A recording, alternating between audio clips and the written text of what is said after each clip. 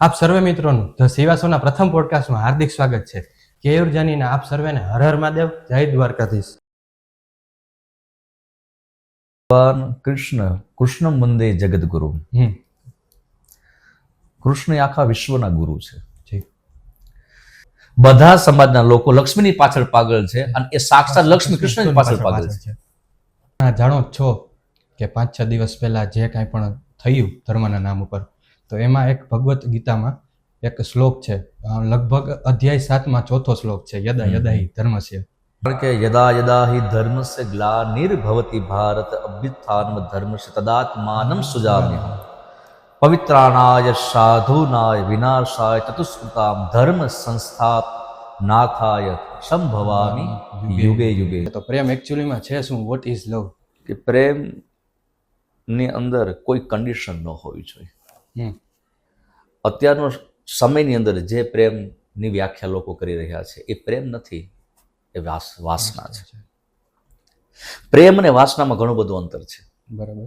કાંઈ મેળવવાની ભાવના નથી હોતી, હા, તો એને પ્રેમ કહી શકાય. એ શુદ્ધ પ્રેમ છે અને એ જ પ્રેમ રાધા અને કૃષ્ણનો હતો. એ પ્રેમની તો જે પ્રેમની અંદર કોઈ પણ જાતની મેળવવાની ભાવના નથી. કદાચ મને કોઈ એવું પૂછે કે તમારી દ્રષ્ટિએ રાધા શ્લોક છે જ નહીં, તો હું વારંવાર કહેતો આવું છું કે ભાગવતમાં એક શ્લોક એવો પણ નથી જેમાં મારી રાધા ન હોય, એમાં રાધા ન હોય. તો હવે એક છે એવું કે ધર્મ, આપણે જે વાત થઈ હમણાં ધર્મ, તો વડીલો એવું કહેતા ને આપણે સાંભળી પણ છીએ હજી સુધી કે આપણું ધર્મ છે એ જ આપણું કર્મ છે, અને જે આપણે કર્મ કરી છે એ જ આપણું ધર્મ છે. તો એના ઉપર તમારું શું કહેવાનું થાય? Of course duty is God.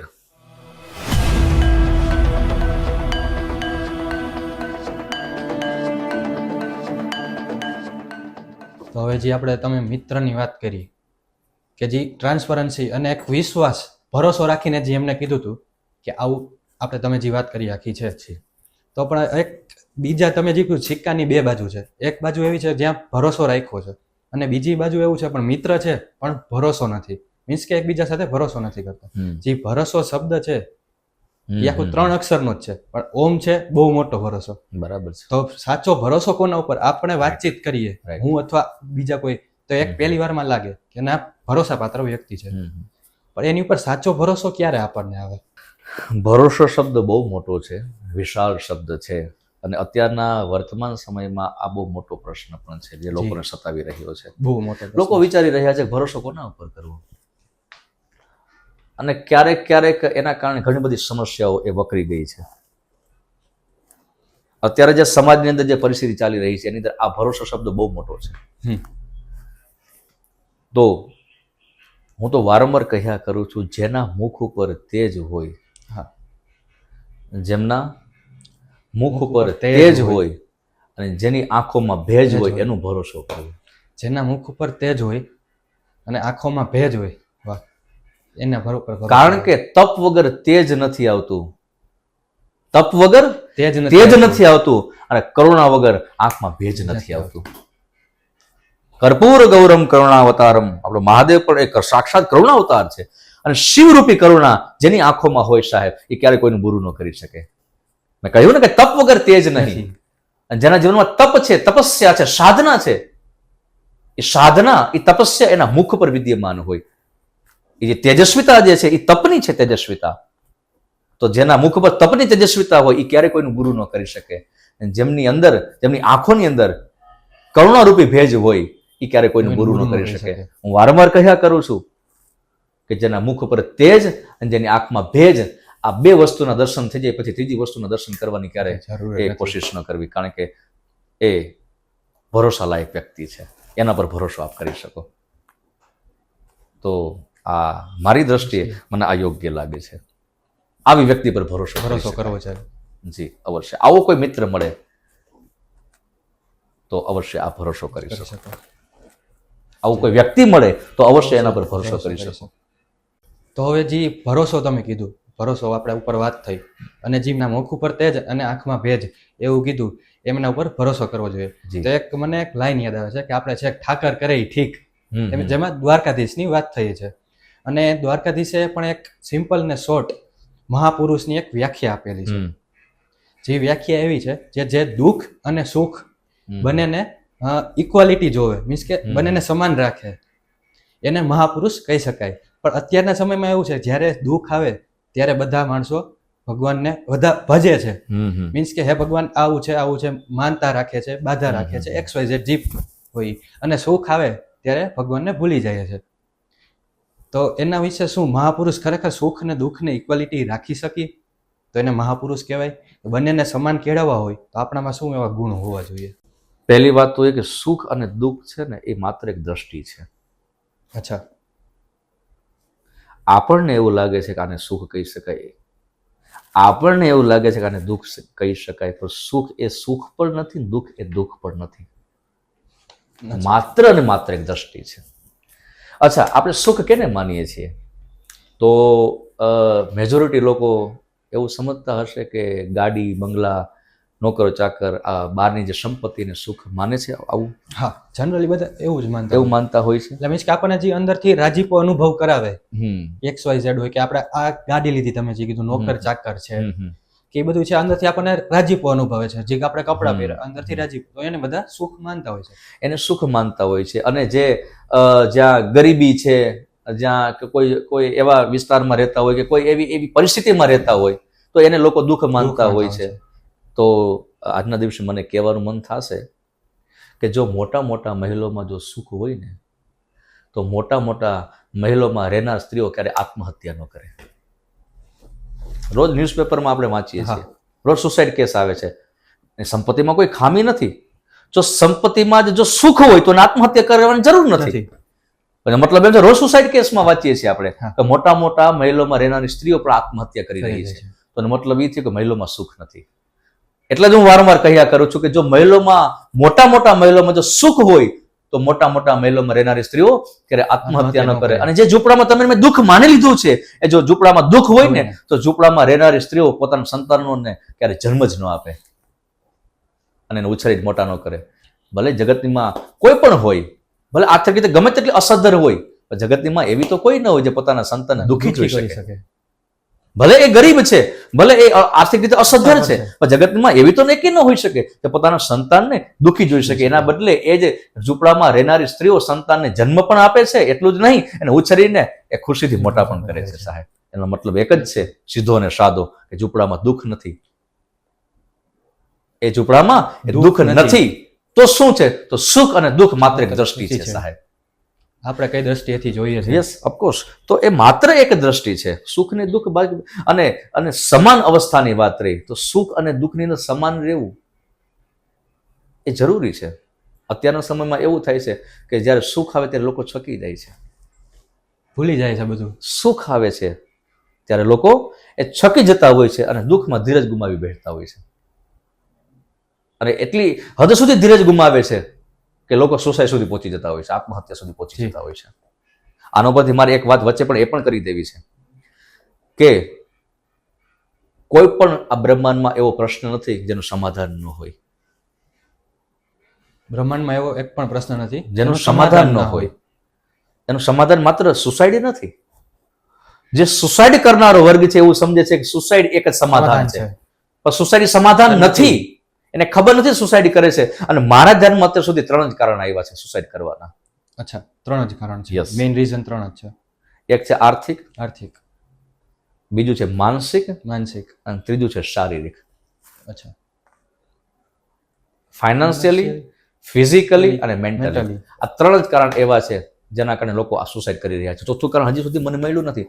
કાં કોઈ આર્થિક ભીડથી આત્મહત્યા કરી રહ્યું છે, કાં કોઈ માનસિક ત્રાસથી આત્મહત્યા કરી રહ્યું છે, અને કાં પછી એ કોઈ ફિઝિકલી કોઈ કારણ છે, કોઈ દુઃખ કે દર્દ છે, બોડીમાં કોઈ પ્રોબ્લેમ છે, શારીરિક કોઈ સમસ્યા છે, એના કારણે આત્મહત્યા કરી રહ્યું છે. તો મારે જે લોકો આ રીતે ત્રસ્ત થઈને આત્મહત્યા કરી રહ્યું છે એને મારે એટલું જ કહેવું છે કે આ 3 કારણ એવડા મોટા નથી કે જેના કારણે આત્મહત્યા કરવી પડે. અને એને ખબર નથી આત્મહત્યા કર્યા પછી સમસ્યા તો હવે સર્જન થશે. આપણા મહાપુરુષો કહે છે કે સુસાઇડ કેસ અપવાદ રૂપ છે. જેટલા મૃત્યુ છે એ મૃત્યુ એ સહજ હોય છે. મેં પહેલા પણ કહ્યું ને કે નક્કી થયેલા હોય છે, એ નક્કી જ થયેલું હોય છે, પણ એમાં અપવાદરૂપ એક સુસાઇડ કેસ છે. આત્મહત્યા છે. એમાં કોઈ ઈશ્વરની ભૂમિકા નથી. એ સ્વ નિર્ધારિત. એટલે તો હિન્દીની અંદર એક શબ્દ છે ખુદ ખુશી.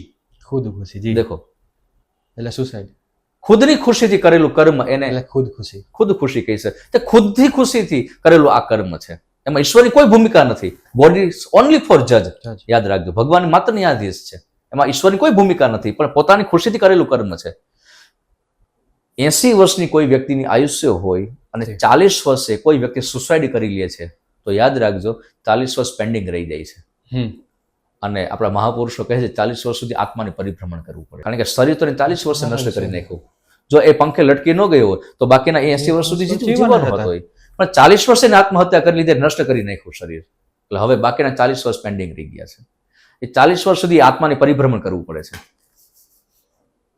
અને 40 વર્ષ પરિભ્રમણ કર્યા પછી એ આત્મા જ્યારે 80 વર્ષ પૂર્ણ કરે છે ત્યારે 80મા વર્ષે એને શરીર પાછું માનવનું નથી મળતું. અચ્છા, પાછું માનવનું નથી મળતું. યસ, માનવ શરીર નથી મળતું. આપણા શાસ્ત્રની અંદર 84 લાખની જે વાતો કરેલી છે, જી, એ 84 લાખનો પ્રારંભ પણ અહીંથી થાય છે. પ્રારંભ અહીંથી થાય છે. અચ્છા, એ જે 84 લાખ જે જન્મના જે ફેરાવની વાતો કરી છે, એ ફેરાવનો પ્રારંભ પણ અહીંથી થાય છે. જ્યારે એક મૃત્યુ છે. 2 પ્રકાર છે. એક મુક્તિના પણ 2 પ્રકાર છે, એમ અધોગતિના પણ 2 પ્રકાર છે. અચ્છા, મુક્તિના 2 પ્રકાર છે, ક્રમ મુક્તિ અને સદ્ય મુક્તિ. એમ અધોગતિના પણ 2 પ્રકાર છે. એક ક્રમ પ્રમાણે અધોગતિ થાય છે, જે આપણી જે મૂળ જે વર્ણ વ્યવસ્થા છે, બ્રાહ્મણ, ક્ષત્રિય, વૈશ્ય, શૂદ્ર, એ મૂળ વ્યવસ્થા છે, જે એમાં કર્મ ચૂકતા ચૂકતા નીચે આવે છે, ક્ષુદ્ર સુધી પહોંચે છે. એમાં પણ સારા કર્મ નથી કરતા. પછી તો આપણે ઘણી વખત જોતા હોય, અતિશય દયનીય પરિસ્થિતિ જોતા હોય, હાથ પણ ન હોય, જેના પગ પણ ન હોય, એવા પણ ઘણા લોકોને આપણે જોતા હોય છે. એ શું છે? એ કર્મ ચૂકવાનું પરિણામ છે. ઈશ્વર ત્યાં સુધી તમારી મારી પ્રતીક્ષા કરે છે, હજી સુધાર આવે, હજી સુધાર આવે, પણ ત્યાં પણ સુધાર નથી આવતો. પછી ઈશ્વર ચાન્સ નથી આપતા. પછી ત્યાંથી પણ પશુ અવતારનો પ્રારંભ થાય છે. એક આ છે ક્રમ અધોગતિ, અને બીજી અક્રમ અધોગતિ, જેમાં સદ્ય અધોગતિ જેને કહી શકાય. સદ્ય અધોગતિમાં એવું નથી, ક્રમ લાગુ નથી પડતો. એમાં આ સુસાઇડ કેસ લાગુ પડે છે. એમાં આ કોઈ ક્રમ લાગુ નથી પડતો, પણ જેમાં કોઈ સુસાઇડ, પછી એ બ્રાહ્મણ હોય, ક્ષત્રિય હોય, વૈશ્ય, શૂદ્ર હોય, કોઈ પણ વર્ણનો વ્યક્તિ હોય, એ સુસાઇડ કરી લે છે. એમાં આ સદ્ય અધોગતિ લાગુ પડે છે. અને એ તરત જ ત્યાંથી પશુ અવતારનો પ્રારંભ થઈ જાય છે. એટલે ત્યાં પછી માનવ શરીર મળતું નથી. અને આપણે 84 લાખનો આંકડો છે. મારી પાસે તો એ આંકડો પણ, આંકડાના કયા કયા જન્મ કેમાં થાય છે એ પણ છે. અચ્છા, એમાં તો 21 લાખ તો વૃક્ષો છે. 21 લાખ વૃક્ષો છે 84 લાખમાંથી તો. હા, 21 લાખ તો વૃક્ષો છે. અચ્છા, આ જે વૃક્ષ જે છે એ ચૈતન્ય છે, એ કોઈ સાધારણ નથી. એટલે આપણા મહાપુરુષે કીધું વૃક્ષોનું જતન કરવું. વૃક્ષ એ ચૈતન્ય છે, જે તમારી મારી ભીતર જે જીવાત્મા છે, એ જ જીવાત્મા એ વૃક્ષોની અંદર છે, એ વૃક્ષોની ભીતર છે. વૃક્ષ ચૈતન્ય છે. એટલે આવા તો 84 લાખ છે. જળચર છે, ભૂચર છે, પશુ, પંખી, આ જે પણ કઈ જે છે ક્રમ, એ બધા એની અંદર જે પણ કઈ આત્મા છે, એ જ આત્મા તમારી મારી ભીતર છે. યાદ રાખજો. તો એ ક્રમ ક્યારે પૂર્ણ થશે? વિચાર કરો. 84 લાખનું આખું એક છે. એ ક્રમ ક્યારે પૂર્ણ થશે? તમારી મારી ઉંમર બ્રહ્માદિ દ્વારા 100 વર્ષની છે. હવે તો 100 વર્ષ પણ કોઈ જીવતું નથી. અમેરિકાના સાયન્ટિસ્ટો રિસર્ચ કર્યું છે, ઓનલી ફોર 75 યર્સ, 75 વર્ષ વ્યક્તિ જીવશે. અને વાત પણ સાચી છે, લોકો થાકી જાય છે અત્યારે સમયમાં. તો હવે આ તો વર્ષોની, આ તો હું જન્મની વાત કરું. 84 લાખ જન્મ, આ છે વર્ષ. અને વાત નીકળી છે તો બીજી વાત એ પણ કરી દઉં કે આપણે જે કલિયુગની અંદર રહીએ છીએ, આ કલિકાલની અંદર આ કલિયુગની ઉંમર છે 4,32,000 વર્ષની. 4,32,000 વર્ષની. હા, અત્યારે કલિયુગને 5,147 વર્ષ થયા છે. એટલે એનો મતલબ એ છે કલિયુગ હજી પારણામાં છે. હજી તમારે મારે એની કિશોર અવસ્થા જોવાની બાકી છે, યુવા અવસ્થા જોવાની બાકી છે, હજી તમારે મારે એની વૃદ્ધાવસ્થા જોવાની બાકી છે. આ કલિયુગનો અંત એમ નહીં થાય. ઘણા લોકો એમ કહેતા હવે ઘોર કલિયુગ આવ્યો, હમણાં તો વિનાશ થઈ જાય. એમ વિનાશ નથી થવાનો. હજી પારણામાં છે, હજી તો ખોડિયામાં છે, હજી તો બાળપણમાં છે, પછી મોટો હવે આ તો 4,32,000 વર્ષની વાતો છે. હું 84 લાખ જન્મની વાતો કરું છું. તો વિચાર કરો, આમાં જો કર્મ ચૂકી જશે અને કોઈ જો આવા કોઈ કારણોસર કોઈ વ્યક્તિ આત્મહત્યા કરી લેશે અને જો 84 લાખનો જો ક્રમ લાગુ પડી જશે તો એનો ફરીથી મનુષ્ય જન્મ ક્યારે મળશે? વિચાર કરો. અગણિત. અત્યારે આપણા માટે અગણિત જ છે. કેટલી ચતુર્યુગી વ્યતીત થઈ જાય. 4,32,000 વર્ષ કલયુગની ઉંમર છે, એના તમે બમણા કરો એટલી દ્વાપર યુગની ઉંમર છે 8,64,000 વર્ષ. એના તમે બમણા કરો એટલે સતયુગ ત્રેતાયુગની ઉંમર, એના તમે બમણા કરો એટલે સતયુગની ઉંમર. આ બધાનું તમે કેલ્ક્યુલેશન કરો તો પણ 84 લાખ નહીં થાય. એનો મતલબ એમ થયો કે આટલી ઘણી બધી ચતુર્યુગી જ્યારે વ્યતીત થઈ જશે ને ત્યારે તમને મને આ મનુષ્ય જન્મ મળશે. ત્યારે પછી પાછો મનુષ્ય જન્મ લેવા માટે કયો યુગ ચાલતો હશે હા એ તો કઈ આઈડિયા જ નથી. જી, એટલે ઇન શોર્ટ તમારે મારે જે કરવાનું છે અત્યારે કરવાનું છે. એટલે ક્યારે એવી ભૂલ ન થઈ જાય જેના કારણે તમે હું કોઈ પણ વ્યક્તિ સુસાઇડ તરફ એ પ્રેરિત થાય. આ વાત આજના દિવસે એટલા માટે કરી રહ્યો છું કે જીવનમાં કોઈ પણ પ્રશ્ન એવો નથી જેનું સમાધાન ન હોય. હું તો ત્યાં સુધી કહું છું ઈશ્વર સમાધાન પહેલા મોકલે છે, પ્રશ્ન પછી મોકલે છે. બસ તમારી મારી પાસે એ સમાધાન શોધવાની દ્રષ્ટિ હોવી જોઈએ. ત્યારે શાંત મગજે મન શાંતે બધું સમાધાન વિચારો. જી, ક્રોધમાં આવીને જી, પગલું નહીં કરવાનું. સમાધાન તરફ દ્રષ્ટિ કરો, નહીં કે પ્રશ્ન તરફ. પ્રશ્ન જ વિચાર્યા કરશો તો પછી સમાધાન ઉપર મળશે જ નહીં. પ્રશ્નમાં જો ફસાઈ જશો તો તમે હું વિચલિત થઈ જશો. એટલે જ્ઞાની વ્યક્તિ એ છે કે એ માત્ર ને માત્ર એ પ્રશ્નમાં ધ્યાન ના આપે પણ એના સમાધાનમાં ધ્યાન આપે. કારણ કે સમાધાન ઈશ્વર પહેલા મોકલે છે, પ્રશ્ન પછી મોકલે છે. માટે કહેવાનો મારો ભાવ, આપનો જે પ્રશ્ન હતો એ પ્રશ્નના અનુસંધાનમાં હું એટલું જ કહીશ. અચ્છા, આ બહુ મોટી વાત કરી દીધી કે જે તમે કીધું કે પહેલા જવાબ આવે છે પછી પ્રશ્ન ઉદ્ભવે છે. તો હવે જે આપણે આખી યાત્રા કરી જે બધા યુગની 84 લાખ વર્ષોની બધું જી, તો હવે એક યાત્રા એવી પણ માણસો કરે છે અત્યારે કે 4 ધામની યાત્રા કરે, વિદેશ યાત્રા કરે. જે પણ એક યાત્રા કરે છે અને આપણે એવું વિચારીએ છીએ અથવા એવું આપણે ક્યાંય જોયું છે કે યાત્રા કરવાથી આપણને જ્ઞાન મળે અથવા કંઈક જાણકારી મળે. તો શું એક જ્ઞાન છે એ એક માહિતી જ છે કે માહિતી એ જ્ઞાન છે? અને બંને વચ્ચે શું કઈ ડિફરન્સ છે? માહિતી અને જ્ઞાનમાં ઘણું બધું અંતર છે. આપણે ઘણી વખત એવું લાગતું હોય જે પણ કંઈ આપણે વાંચન કરતા હોય, શ્રવણ કરતા હોય તો આપણે એવું લાગે કે આ બધું આપણે જ્ઞાન એકત્રિત કરીએ છીએ, પણ એ જ્ઞાન નથી, એ માત્ર અને માત્ર માહિતી છે. કેમ? તો કે માહિતી ને મેળવી શકાય, જ્ઞાનને મેળવી ન શકાય. જ્ઞાન પ્રાપ્ત થાય, માહિતીને મેળવી મેળવી શકાય, માહિતીને મેળવી શકાય અને જ્ઞાનને પ્રગટાવી શકાય. જ્ઞાનને પ્રગટાવી શકાય. જી, જે મળે છે એ માહિતી મળે છે. એમ ન કહી શકાય જ્ઞાન મળે છે. જ્ઞાનને પ્રગટાવી શકાય. જ્ઞાન અને માહિતીમાં એટલું અંતર છે. જે મેળવી શકાય એને માહિતી કહી શકાય અને જેને પ્રગટાવી શકાય એને જ્ઞાન કહી શકાય. એટલે જ આપણા મહાપુરુષો પ્રજ્વાલિતો જ્ઞાનમય પ્રદીપ, એમાં પ્રજ્વાલિતની વાત કરી છે. જ્ઞાનમય પ્રદીપ, જ્ઞાનરૂપી દીપકને પ્રજ્વાલિત કરો, એમાં જ્ઞાનને પ્રજ્વાલિત કરવાની વાત છે. જ્ઞાનને મેળવવાની વાત નથી કરી. એમાં એવું નથી કહ્યું, પણ એમાં લખ્યું છે પ્રજ્વાલિતો જ્ઞાનમય પ્રદીપ, એટલે જ્ઞાનને પ્રગટાવી શકાય, નહીં કે મેળવી શકાય. એટલે જે પણ કાંઈ મેળવી શકાય છે એ બધી માહિતી જ છે, એ જ્ઞાન નથી. અને બીજું, માહિતી એ હંમેશા માટે વજનવાળી હોય. માહિતી હંમેશા માટે વજનવાળી હોય અને જ્ઞાન એ હળવું હોય છે. અચ્છા, જ્ઞાન હળવું હોય છે. જી, માહિતી તમને ને મને બાંધવાનું કામ કરે છે. માહિતી તમને મને બાંધવાનું કામ કરે છે અને જ્ઞાન એ તમને મને મુક્ત કરવાનું કામ કરે છે. જ્ઞાન અને વિદ્યા બીજું. અચ્છા, જ્ઞાન અને વિદ્યા એક સિક્કાની બે બાજુ છે. અચ્છા, એટલે જ આપણા મહાપુરુષો સા વિદ્યા યા વિમુક્તયે, વિદ્યા એ તમને મને મુક્ત કરવાનું કામ કરે છે. એટલે જ અહીંયા કહ્યું ને કે માહિતી બાંધવાનું કામ કરે છે અને વિદ્યા મુક્ત કરવાનું કામ કરે છે. એટલે માહિતગાર બનવાની જરૂર નથી, જ્ઞાની બનવાની જરૂર છે. અને જ્ઞાન એ ભીતરથી પ્રગટ બને છે. બહારથી જે મળે છે, સમજાય છે? બહારથી જે વાંચવામાં આવે છે, બહારથી જે સાંભળવામાં આવે છે, બહારથી જે પણ કાંઈ મળે છે એ બધી માહિતી છે. આટલું યાદ રાખો. બહારથી જે પણ કાંઈ મળે છે એ માહિતી છે અને અંદરથી જે પણ કાંઈ પ્રગટ થાય છે એ જ્ઞાન છે. કારણ કે જ્ઞાનને મેળવી ન શકાય, જ્ઞાનને પ્રગટાવી જ શકાય. એટલે બસ આ બંને વચ્ચેનું અંતર છે. બસ આટલું સમજી લેવાનું. તો તો ખરેખર શાસ્ત્રીજી પહેલાના સમયમાં જે ગુરુકુળમાં અભ્યાસ થતો અને અત્યારના સમયે જે સ્કૂલિંગમાં અભ્યાસ થઈ રહ્યો છે તો શું એ યોગ્ય છે? અને અભ્યાસના નામે જે વેપાર થઈ રહ્યો છે એ પણ યોગ્ય છે? અને આજના સમયમાં કયા પ્રકારના શિક્ષણની જરૂરિયાત છે તેના વિશે તમારું શું મંતવ્ય છે? પહેલાના સમયમાં અને અત્યારના સમયમાં ઘણું બધું અંતર છે. જી. પહેલાના સમયની અંદર ગીતાજીનું પઠન કરવામાં આવતું, રામાયણનું પઠન કરવામાં આવતું, શ્રીમદ ભાગવત, 18 પુરાણ, ઉપનિષદ, દર્શન, સ્મૃતિ, મંત્ર સંહિતા, આ બધાનું પઠન કરવામાં આવતું. અને અત્યારના સમયની જે આપ વાત કરી રહ્યા છો, અત્યારના સમયની અંદર ગેપ એ છે, અત્યારે અકબર ભણાવવામાં આવે છે, જી, અત્યારે હુમાયુ ભણાવવામાં આવે છે.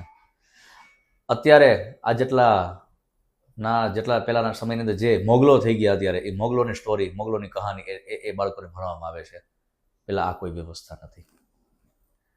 આપણા મૂળમાં ક્યાંક રામ છે, આપણા મૂળમાં ક્યાંક કૃષ્ણ છે. તો આ દેશ રામ અને કૃષ્ણનો છે, આ દેશ જગદંબાનો છે. તો જ્યારે જગદંબાના ચરિત્રો, રામના ચરિત્રો, જ્યાં સુધી કૃષ્ણના ચરિત્ર, જ્યાં સુધી પાઠશાળાની અંદર, જ્યાં સુધી આપણા અભ્યાસની અંદર હતા, ત્યાં સુધી ભારત વિશ્વગુરુ પણ હતો અને ત્યાં સુધી ભારતનો અભ્યાસ એ સુદૃઢ પણ હતો. તો અત્યારના સમયની અંદર જે પરિસ્થિતિ જે નિર્માણ થઈ છે એ પરિસ્થિતિ મુજબ આ અંતર છે. બીજી વાત, તો હવે કદાચ એ પણ પ્રશ્ન થાય કે તો હવે એનું સમાધાન કઈ રીતના કરવું? એક જ સમાધાન છે મારી વ્યાસપીઠની દ્રષ્ટિએ, અને સમાધાન છે શસ્ત્ર અને શાસ્ત્ર. પહેલાની જે ગુરુકુળ જે વ્યવસ્થા હતી, એ ગુરુકુળ વ્યવસ્થાની અંદર માત્ર શાસ્ત્ર વિદ્યા નહીં પણ શસ્ત્ર વિદ્યા પણ હતી. આ પરંપરા હતી ત્યાં સુધી ભારત વિશ્વગુરુ હતું. ત્યાં સુધી ગુરુકુળ પરંપરા આ પ્રકારની હતી ત્યાં સુધી એ ગુરુકુળમાંથી એ ક્યાંક ને ક્યાંક ભણીને દ્વાપરની અંદર કૃષ્ણ બહાર નીકળ્યા છે. આ વ્યવસ્થા જ્યાં સુધી ભારત વર્ષની અંદર હતી ત્યાં સુધી એ ત્રેતા યુગની અંદર એ વશિષ્ઠના આશ્રમમાંથી ભણીને ક્યાંક રામ નીકળ્યા છે. પણ અત્યારના સમયની અંદર આ વ્યવસ્થા જ ભાંગી પડી છે. હું વારંવાર કહ્યા કરું છું, જ્યારથી આ કોન્વેન્ટ સ્કૂલ આવી છે, એટલે કે જ્યારથી આ 6 કલાકની જ્યાં સુધી શિક્ષણ પ્રથા આવી છે ને ત્યાં સુધી આ પતન થયું છે. ભારત વર્ષની અંદર 6 કલાકની શિક્ષણ પ્રથા હોય જ નહીં. આપણે કેમ ભૂલીએ છીએ કે આપણો સનાતન ધર્મ એ છે કે આપણે સનાતનની પરંપરા અંદર યજ્ઞોપવિત સંસ્કાર કરવામાં આવતા, અને અત્યારે યજ્ઞોપવિત સંસ્કાર માત્ર બ્રાહ્મણો જ કરી રહ્યા છે. તો એવું નથી. બ્રાહ્મણ, ક્ષત્રિય અને વૈશ્ય આ 3 વર્ણ એ યજ્ઞોપવિત ધારણ કરી શકે. અને યજ્ઞોપવિત ધારણ કર્યા પછી ગુરુકુળ અભ્યાસ કરવાની પરંપરા હતી. અભ્યાસ કરવા માટે જવું પડતું. અને જ્યાં સુધી અભ્યાસ પૂર્ણ ન થાય ત્યાં સુધી એ ઘરે એ પરત ન ફરવાની આ પરંપરા ભારત વર્ષમાં હતી. હવે અત્યારે તો એવું રહ્યું નથી. 6 કલાકની શિક્ષણ પ્રથા રહી છે, કોન્વેન્ટ સ્કૂલની પ્રથા રહી છે. આ સમસ્યા છે. તો હવે એનું નિરાકરણ કઈ રીતના કરી શકાય? તો એનું નિરાકરણ એક જ બાબતમાં છે, એક જ વ્યવસ્થામાં છે, અને એ વ્યવસ્થા છે શસ્ત્ર અને શાસ્ત્ર વ્યવસ્થા. જો ગુરુકુળની અંદર ગુરુકુળની અંદર જ્યાં સુધી શાસ્ત્રની સાથે શસ્ત્ર જો ભણવામાં નહીં આવે, શસ્ત્રથી સજ્જ કરવામાં નહીં આવે, ત્યાં સુધી ભારત વર્ષની અંદર ક્રાંતિ નહીં થાય. એટલે આવનારા સમયની અંદર હું એ પણ પહેલ પણ કરું છું, વિનંતી પણ કરું છું, અને અમે લોકો પણ એ દિશા તરફ જઈ રહ્યા છીએ. આવનારા સમયની અંદર અમે પણ એક ગુરુકુળ એ પરંપરા ફરીથી પ્રસ્થાપિત કરવા જઈ રહ્યા છીએ. અને હું જે વાત કરું છું એ નવીનીકરણ નથી. હું જે વાત કરવા જઈ રહ્યો છું એ આપણા ભારત વર્ષનું પુનરાવર્તન છે. અને પુનરાવર્તન એને કહી શકાય કે જે હતું અને જે નાબૂદ થઈ ગયું હોય અને ફરીથી જીવિત કરવાની જે ભાવના, એને પુનરાવર્તન કહી શકાય. ફરીથી હું ગુરુકુળ પરંપરા પુનરાવર્તન કરવા જઈ રહ્યા છે. અને ગુરુકુળ પરંપરાની અંદર અભ્યાસક્રમ એ 11 વર્ષનો રહેશે. અને એમની અંદર માત્ર ને માત્ર એ શાસ્ત્રની પણ શસ્ત્રની વિદ્યા પણ આપવામાં આવશે. અને શસ્ત્ર વિદ્યાની અંદર માર્શલ આર્ટ્સ, અને માર્શલ આર્ટ્સની અંદર પણ જે કોઈ પણ વિદેશી આર્ટ નહીં. આપણે ભારતીય છીએ. હું તો ઘણી વખત કરુણા સાથે કહું છું, આપણને આપણી આર્ટ પણ ખબર નથી. આપણે ભારતીય આર્ટ છે કલારી પાયતો, અને આપણા ગુરુકુળની અંદર કલારી પાયતો શીખવાડવામાં આવશે. અને આ ખરેખર શસ્ત્ર વિદ્યાની જો જરૂરિયાત હોય તો આપણી દીકરીઓને છે. 100%. કારણ કે દીકરીઓની તો સેફટી ખૂટી રહી છે, અને શાસ્ત્ર વિદ્યાની જો વધારે પડતી જો આવશ્યકતા હોય તો આપણા દીકરાઓને છે. કારણ કે એની અંદર વિવેક ખૂટી રહ્યો છે. ખૂટી રહ્યું છે. વિવેક અને સેફટી Safety. આ બંને જળવાઈ રહે એના માટે શસ્ત્ર અને શાસ્ત્ર વિદ્યા જરૂરી છે. તો આ આવનારા સમયની અંદર અમે આ ગુરુકુળ પ્રસ્થાપિત કરવા જઈ રહ્યા છીએ. તો મારી સમાજને પણ પહેલ છે, મારી પ્રાર્થના છે કે હવે સમય પરિપક્વ થઈ ગયો છે. જો આ ગુરુકુળની અંદર જો આ રીતના જો અભ્યાસ કરવામાં આવશે તો શાસ્ત્ર એ મનની શુદ્ધિ તરફ લઈ જાય છે, અને શસ્ત્ર એ તનની શુદ્ધિ સુધી લઈ જાય છે. હવેનો સમય એ પરિપક્વ થઈ ગયો છે, કારણ કે હવે માત્ર ને માત્ર એ મનની શુદ્ધિ પર નહીં ચાલે, અને હવેના સમયમાં માત્ર ને માત્ર તનની શુદ્ધિ પર નહીં ચાલે. તનને પણ સશક્ત બનાવવું પડશે અને મનને પણ સશક્ત બનાવવું પડશે. મનને સશક્ત બનાવવા માટે એ શાસ્ત્ર વિદ્યા છે, અને તનને સશક્ત બનાવવા માટે એ શસ્ત્ર વિદ્યા છે. હવે જરૂરી છે. અને હું તો પ્રાર્થના કરું છું કે હવે ઘરે ઘરે એ શસ્ત્ર વિદ્યા થવી જોઈએ, ઘરે ઘરે હવે શસ્ત્ર રાખવા પણ જોઈએ. હવે સમય પરિપક્વ થઈ ગયો છે. અને એના અનુસંધાનમાં હું બીજી એ પણ વાત કરીશ, અને આ એટલા માટે હું આજે કહેવા જઈ રહ્યો છું જવાબદારીપૂર્વક, અને હવે આ કહેવાની જરૂરિયાત પણ છે. હવે સમય પણ ઉદ્ભવિત થઈ ગયો છે. અને એનું કારણ એ છે કે હમણાં જ થોડા સમય પહેલા આપ પણ જાણો છો કે ભારત વર્ષની અંદર કાશ્મીરની અંદર પહેલગામની અંદર જે ઘટના બની, આ ઘટના પણ એક ઇશારો કરી રહી છે. અત્યાર સુધી વાતોમાં હતું, પણ હવે વાતો કરવાનો સમય જતો રહ્યો છે. હવે આચરણ શુદ્ધિનો સમય આવી ગયો છે. હવે માત્ર વાતો કરવાથી નહીં ચાલે, કારણ કે હવે સમય પરિપક્વ થઈ ગયો છે. અને જો આમનેમ આ પરિસ્થિતિ આમનેમ રહી, અને જો આપણો સમાજ, હું આજે ઘોષણા કરી રહ્યો છું શબ્દ સાથે કે આપણો હિન્દુ સમાજ જો આમનેમ જો સૂતો રહ્યો તો આવનારા સમયમાં આ ભારતને મુસ્લિમ રાષ્ટ્ર બનાવતો કોઈ અટકાવી નહીં શકે. અમુક મહાપુરુષે પણ ત્યાં સુધી કહ્યું છે કે આમનેમ જો પરિસ્થિતિ રહી તો 2048ની અંદર ભારતને મુસ્લિમ રાષ્ટ્ર બનાવતો કોઈ અટકાવી નહીં શકે. અને આજે હું આ શબ્દનો પ્રયોગ હું એટલા માટે કરી રહ્યો છું, જે ઘટના થોડા સમય પહેલા બની છે, આપણા લોકો એમ કહેતા હતા, આપણો સમાજ એમ કહેતો હતો, અમુક લોકોનું એવું પણ કથન હતું કે આતંકવાદને કોઈ મજહબ નથી હોતો, આતંકવાદને કોઈ ધર્મ સાથે લેવા દેવા નથી હોતો. પણ આજે હું દાવા સાથે કહું છું, જે ઘટના બની છે એને કેન્દ્રમાં રાખીને કહું છું કે આ આતંકવાદને ધર્મ સાથે લેવા દેવા છે. જો ધર્મ સાથે લેવા દેવા ન હોત તો આપણા આ નિર્દોષ હિન્દુઓની હત્યા ન કરી હોત. સમાજ ગવાહ છે, આ ઘટના ગવાહ છે. જ્યારે હત્યા થઈ નિર્દોષ હિન્દુઓની ત્યારે શું થયું? ત્યારે એ સમયે સામે બધાને ઉભા રાખવામાં આવ્યા, અને એમાં પૂછવામાં આવ્યું કે આમાં હિન્દુ કોણ છે અને મુસ્લિમ કોણ છે. જેટલા મુસ્લિમ છે એ આ બાજુ આવી જાય, હિન્દુ છે આ બાજુ આવી જાય. જો એને મજહબ ન હોય, જો એને કોઈ ધર્મ સાથે લેવા દેવા ન હોય તો એ હિન્દુ મુસ્લિમ અલગ કરવાની શું જરૂર છે? પણ આ જ્યારે ઘટના ઘટિત થઈ છે ત્યારે એનો મતલબ સીધો ને સાદો એટલો જ છે કે એને હિન્દુ સાથે પણ લેવા દેવા છે, મુસ્લિમ સાથે પણ લેવા દેવા છે. એને તકલીફ છે હિન્દુ સાથે અને વધતા જતા હિન્દુત્વ સાથે તકલીફ છે. એટલે અત્યારે આ ઘટના બની છે. એટલે આજે હું કહેવા જઈ રહ્યો છું કે હવે સમય પરિપક્વ થઈ ગયો છે. હવે આપણા સમાજને જાગૃત થવું પડશે. અને હું મારી વ્યાસપીઠ ઘણી વખત કહેતી આવે છે કે જ્યાં સુધી તમે ને હું એમ કહેશું કે હું બ્રાહ્મણ છું, હું ક્ષત્રિય છું, હું વૈશ્ય છું, હું શુદ્ર છું, જ્યારે એમ કહેશું ત્યારે આપણે અમુક સંખ્યામાં જ્યારે આપણે કન્વર્ટ થઈ જશું, બટાઈ જશું. બરાબર. જ્યારે કોઈ પૂછે ત્યારે આપણે એમ નથી કહેવાનું હવે સમય પરિપક્વ થઈ ગયો જેટલા માટે કહી રહ્યો છું. હવે એમ નથી કહેવાનું. જ્યારે કોઈ પૂછે તમે કોણ છો ત્યારે એમ જ કહેવાનું છે હું હિન્દુ છું. અને જ્યારે આપણે એમ કહેતા થઈ જશું ત્યારે આપણે 100 કરોડ હિન્દુ છીએ. ત્યારે 100 કરોડ હિન્દુ છીએ આપણે. બરાબર છે. અને જ્યારે 100 કરોડ હિન્દુની સંખ્યામાં જ્યારે આપણે પ્રસ્થાપિત ભારત વર્ષની અંદર થશું ત્યારે હું દાવા સાથે કહું છું ત્યારે ભારતને હિન્દુ રાષ્ટ્ર બનાવતો કોઈ અટકાવી નહીં શકે. 100%. હવે ભારતને હિન્દુ રાષ્ટ્ર બનાવવા માટે આપણે 100 કરોડની સંખ્યામાં આપણે હવે આગળ આવવું પડશે. નહીં કે આપણે કોઈ જ્ઞાતિ કે જાતિના કોઈ વાડાની અંદર ફસાવું. આ જ્ઞાતિ અને જાતિમાં જો ફસાયેલા રહેશું તો આજે જે પરિસ્થિતિ થઈ છે આ પરિસ્થિતિ આવનારા સમયમાં પણ થશે. એને કોઈ અટકાવી નહીં શકે. અને આ પરિસ્થિતિનો સામનો આપણે કરી રહ્યા છીએ. આપણે આજે જોઈ રહ્યા છીએ જ્યારે આપણા હિન્દુ સમાજના કોઈ દીકરા દીકરી સાથે કોઈ પણ ઘટના બને છે ત્યારે આપણે લોકો, આપણો સમાજ શું કહે છે? કોઈ પણ એ જાતિ જ્ઞાતિનો હોય, એ કોઈ પણ જ્ઞાતિનો હોય તો આ જ્ઞાતિનો એ દીકરો છે તો એ જ્ઞાતિ સમજી લેશે, આ જ્ઞાતિની દીકરી છે એ જ્ઞાતિ સમજી લેશે. એના કારણે પરિણામ સુધી નથી પહોંચી શકતા. એના કારણે આપણે આવા આતંકના શિકાર બની રહ્યા છીએ.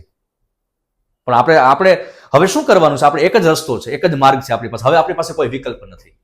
એક જ માર્ગ છે કે જ્યારે આપણા સમાજના કોઈ પણ દીકરા કે દીકરી સાથે કોઈ પણ આવું જ્યારે ઘોર કૃત્ય થતું હોય ત્યારે એ નથી જોવાનું કે એ કઈ જ્ઞાતિનો કઈ જાતિનો છે.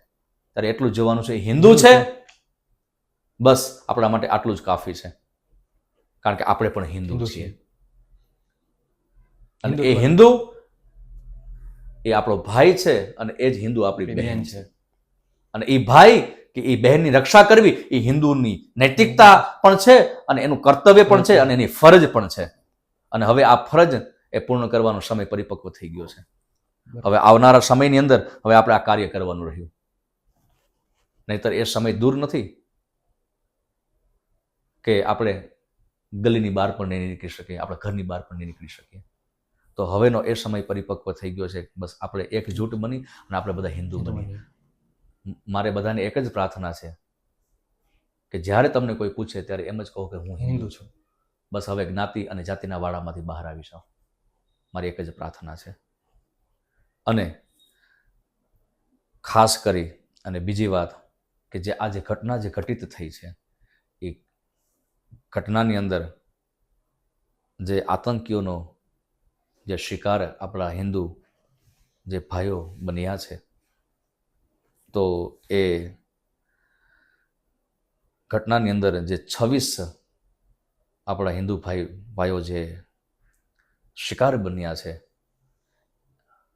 આમ તો 27 થયા છે. તો એ જેટલા લોકો જે શિકાર બન્યા છે એમને આજે હું મારા હૃદયથી હું ભાવાંજલિ પણ અર્પણ કરી રહ્યો છું. એટલે હું શ્રદ્ધાંજલિ પણ અર્પણ કરી રહ્યો છું. ગીતાજીના સૂત્ર પ્રમાણે શુચિ નામ શ્રીમતામ ગેહે યોગ ભ્રષ્ટો વિજાયતે. ફરી ફરી અને માં એ ભગવતી અને ભગવાન એ શ્રી કૃષ્ણ પરમાત્મા એમને પોતાનું શ્રી ચરણ એ પ્રદાન કરે અને બસ એમના આત્માને એ પરમ શાંતિ અર્પે એવી હું આજના દિવસે હું પ્રાર્થના પણ કરી રહ્યો છું. અને આ પ્રાર્થનાની સાથે હું દુઃખ પણ વ્યક્ત કરી રહ્યો છું. પ્રાર્થના તો મારી અવશ્ય છે, પણ પ્રાર્થનાની સાથે એક દુઃખ પણ છે. અને દુઃખ એ છે કે જ્યારે આ ઘટના જ્યારે મારે સન્મુખ આવી ત્યારે એ સમયે મને એવું પણ સાંભળવામાં આવ્યું કે એ સમયે 4,500 થી 5,000 લોકો ઉપસ્થિત હતા. નો ડાઉટ આતંકવાદનો શિકાર બન્યા છે. પણ ક્યાંક ને ક્યાંક મને એવું પણ લાગી રહ્યું છે ક્યાંક ને ક્યાંક આપણો સમાજ ક્યાંક ને ક્યાંક આ ભયનો શિકાર પણ બન્યો છે. જો એ સમય જો ભય ન હોત, તો નિર્ભયતા હોત, ભલે નિહત્થા છીએ, ભલે આપણી પાસે હથિયાર નથી, પણ આપણી પાસે એક હિન્દુત્વનો ભાવ તો છે, આપણે હિન્દુ છે એનો ભાવ તો છે કે જે હણાઈ રહ્યા છે એ આપણા હિન્દુ ભાઈઓ છે. તો એ સમય ક્યાંક ને ક્યાંક આ નિર્ભયતાનો અભાવ એના કારણે પણ આ ઘટના એ પોતાનો અંજામ આપી શકી છે.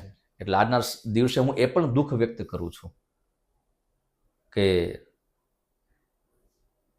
આટલી લોકોની જન્મમેદની હતી, હિન્દુ સમાજની જન્મમેદની હતી, પણ છતાં પણ કોઈ પણ હિન્દુ આપણે હિન્દુને બચાવી ન શક્યો. બસ પોતાની જાતને જ પણ એ બચાવવાની અંદર એ કાર્યરત હતા. એટલે આજના દિવસે એ પણ પહેલ કરી રહ્યો છું. કારણ કે સમયનો કોઈ ભરોસો નથી. આવતીકાલે કેવો સમય દસ્તક આપે એનું કંઈ કહી ન શકાય. દેવાધિદેવ મહાદેવને પ્રાર્થના કે ભારત વર્ષની અંદર આવો સમય ક્યારે પણ ના આવે. પણ જો સમય આવે તો ફરી એકજૂટ થઈ આપણે હિન્દુ બની અને આપણા હિન્દુની આપણે રક્ષા કરીએ અને આપણે એને સપોર્ટ આપીએ અને સહકાર આપીએ. જો આવું થશે તો આતંકવાદ ક્યારે પણ આપણા ભારત વર્ષની અંદર ફરી પાછી આ ઘટનાને આ રીતની ઘટનાને અંજામવાનો ક્યારે પ્રયાસ નહીં કરે. કરતા પહેલા એકવાર વિચારશે. જી, તો હવે સમય પરિપક્વ થઈ ગયો છે. બસ બે જ પ્રાર્થના છે મારી કે હવે આપણે હિન્દુ બનીએ, એકજૂટ બનીએ. અને એ ત્યારે જ સંભવ છે જ્યારે તમે ને હું શસ્ત્ર અને શાસ્ત્ર તરફ વળશું. હવે સમય પરિપક્વ થઈ ગયો છે અને હવે આપણે એ જ દિશા તરફ આગળ વધવું પડશે. આ પોડકાસ્ટનો અંત કરતા પહેલા આશા રાખું છું કે શાસ્ત્રીજી અજયભાઈ ભટ્ટ પાસેથી આપ સૌને ઘણું ખરું શીખવા મળ્યું હશે. તો મળીશું જલ્દી જ નવા એક પોડકાસ્ટ સાથે. ત્યાં સુધી બધાને મારા હર હર મહાદેવ, જય દ્વારકાધીશ અને જય શ્રી રામ.